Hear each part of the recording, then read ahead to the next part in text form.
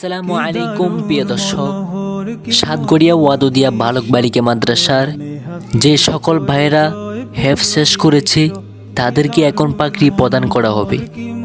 1 number, যাকে এখন পাগড়ি প্রদান করা হচ্ছে হাফেজ মোহাম্মদ এমরান, পিতা মোহাম্মদ মারুফ আমিনী রসুলের নতুন বাড়ি মগদাড়া। 2 নাম্বার, এখন যাকে পাগড়ি প্রদান করা হচ্ছে হাফেজ মোহাম্মদ নাফিস, পিতা মোহাম্মদ আক্তার হোসেন হাদি মাস্টারের বাড়ি মগদাড়া।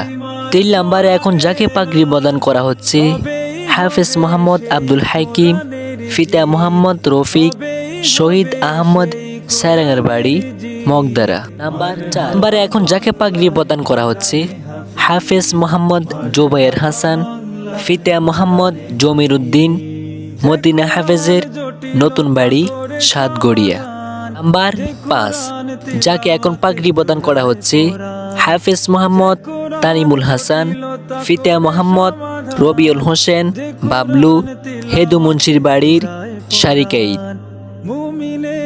নাম্বার 6, যাকে এখন পাগড়ি প্রদান করা হচ্ছে হাফেজ মোহাম্মদ মোবারক হোসেন, পিতা মোহাম্মদ মোশাররফ শেখ বুদের বাড়ি সাতগড়িয়া। প্রতিটি হরফে গাথা মায়াময় ছন্দ, হবেই হবে সেই কোরআন।